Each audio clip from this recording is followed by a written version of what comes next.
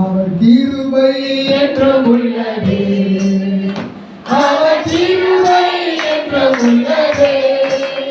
அவரை போற்றி துதித்து பாடி அல்லேலூயா என்றார் பரிபூர்.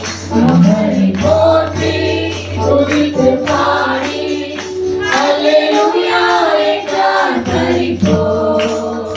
அவர் கிருபை என்றும் உள்ளது, அவர் கிருபை என்றும் உள்ளது.